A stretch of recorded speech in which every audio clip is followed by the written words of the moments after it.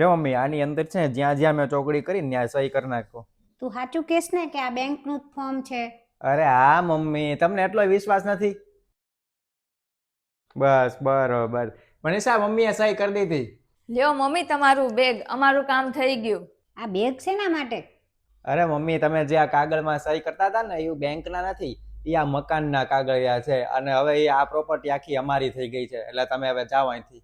અમારું કામ જે કરવાનું હતું એ થઈ ગયું છે, એટલે હવે તમે જાઓ. આ શું કે છે મનીષા? તું તારી મમ્મીને જ ઘરમાંથી ભગાડી દઈશ? અત્યાર સુધી તને હાચું આવડો મોટો કર્યો અને છેલ્લે તે આવું કર્યું? અરે આ ઉંમરે હવે હું ક્યાં જઈશ ને? આ ઘર સિવાય મારું કાંઈ છે જ નહીં. તું તો કહેતો હતો ને કે આ તમારા નામે બેંકમાં પૈસા મૂક્યા એનું ફોર્મ છે. તે તારી મમ્મી હારે જ તે આવી બનાવટ કરી, તને આવડો મોટો કર્યો, ભણાવ્યો ગણાવ્યો, આ તારા લગ્ન કરાવ્યા અને છેલ્લે તે જ તે મને આવું કર્યું? આ તે જે કાંઈ કર્યું એ બધું આ મનીષાના કહેવાથી જ તે કર્યું છે ને? પણ ધ્યાન રાખજે કે માં કોઈ દિવસ બીજી નહીં મળે તને.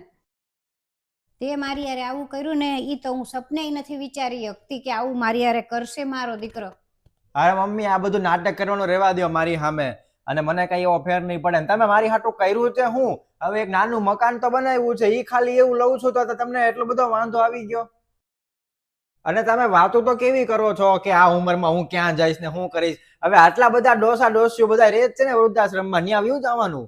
હા મમ્મી, ભાવિન સાચું જ કહે છે, નાટક કરવાનું બધું બંધ કરો અને અમારે તમારી કોઈ જરૂર નથી, એટલે સામાન ઉપાડો ને વયા જાઓ.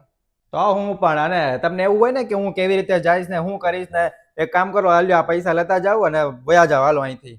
હા હા, કાંઈ વાંધો નહીં, હું તો વહી જઈશ વૃદ્ધાશ્રમમાં.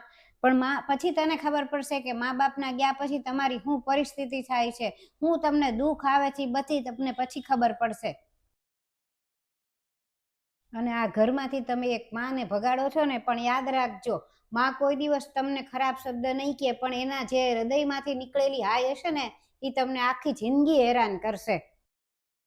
જ્યારથી તું લગ્ન કરીને અહીંયા આવી છું ને ત્યારથી મારો છોકરો મારો નથી રહ્યો, કારણ કે તે એને રોજ ચડાવ્યો છે અને ગમે એમ કરીને મારી વિરુદ્ધ તે એને એટલું બધું કીધું ને કે અત્યારે મને આ ઘરમાંથી કાઢવા એ તૈયાર થઈ ગયો છે. પણ યાદ રાખજે, એક દિવસ એવો આવશે ને જ્યારે તારા છોકરા મોટા થશે ને, તને આવી રીતે કરશે ને, ત્યારે તને બધી ખબર પડશે.